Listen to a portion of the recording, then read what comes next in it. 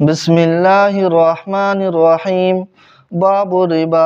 الفصل الأول. عن جابر رضي الله عنه قال لعن رسول الله صلى الله عليه وسلم آكل الربا وموكله وكاتبه وشاهديه وقال هم سواء. رواه مسلم. بسم الله الرحمن الرحيم. الحمد لله رب العالمين والصلاة والسلام على سيد الأنبياء والمرسلين وعلى آله وأصحابه أجمعين. أما بعد. باب الربا، سود کا بیان. ربا یربو کا اسم مصدر ہے جس کے معنی آتے ہیں زیادتی کے، مطلق زیادتی.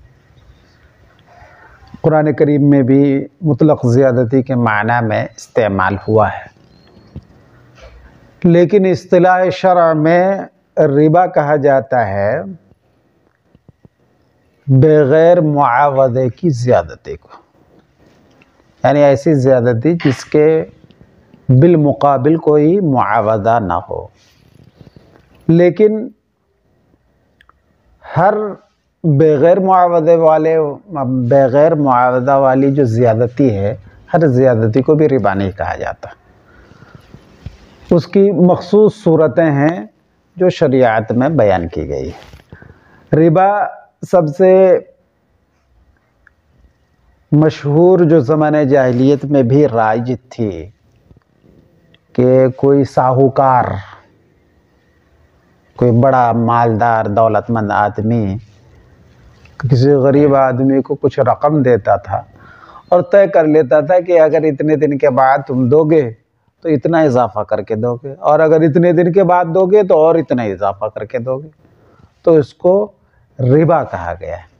لیکن بعد میں شریعت نے پھر اس میں اور کئی ساری چیزوں کا اضافہ کیا کہ جو اس زمانے میں ربا تو نہیں کہا جاتا تھا لیکن وہ بھی ربا میں شامل ہے. تو شریعت نے ہر طرح کے ربا کو ختم کر دیا، ممنوع قرار دیا. اس لیے حضرت عمر رضی اللہ تعالی عنہ نے فرمایا فَدَعُوا الرِّبَا وَالرِّبَا، یہ ربا کو بھی چھوڑ دو اور شک کو بھی چھوڑ دو. جس میں بھی ربا کا شک ہو تو شک چھوڑ دو، اس لیے کہ ربا یہ ایسے محرمات میں سے ہے کہ جس پر اللہ نے لعنت فرمائی، اعلان جنگ فرمایا. تو اس وجہ سے اس کا چھوڑنا ہی ضروری ہے. حضرت جابر رضی اللہ تعالی عنہ سے منقول ہے کہ رسول اللہ صلی اللہ علیہ وسلم نے لعنت فرمائی سود کھانے والے، کھلانے والے، لکھنے والے اور گواہوں پر، اور فرمایا کہ سب کے سب برابر سرابر ہیں. لعنت فرمائی. لعنت جانتے ہیں کہ اللہ کی رحمت سے دور کرنا، طرد من رحمت اللہ، اللہ کی رحمت سے دور کرنا.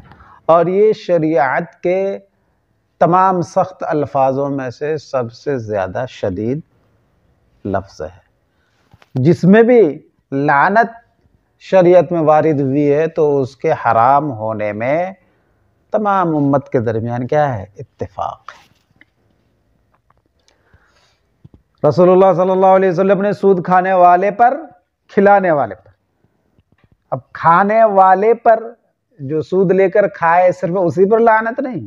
بین سطور میں اس وجہ سے مرقات کے حوالے سے لکھا ہے اے آخذہ وَإِن لَمْ يَأْكُلْ، یعنی آکل ربا سے مراد صرف کھانے والا نہیں کہ سود لے کر کھائے گا تبھی اس پر اللہ کی لعنت ہوگی، نہیں، مطلق سود لینے والا چاہے وہ اسے کھائے یا کسی اپنی زمین جائیداد اکٹھا کرنے میں، بلڈنگ تعمیر کرنے میں لگائے، سب برابر ہے. اور کھلانے والا بھی برابر ہے. دستاویز لکھنے والا اور گواہ سب کے سب گناہ میں شریک ہیں، اگرچہ ان کا درجہ مختلف ہو لیکن گناہ میں بہرحال ہر ایک کیا ہے؟ شریک ہے. اسی مفہوم کی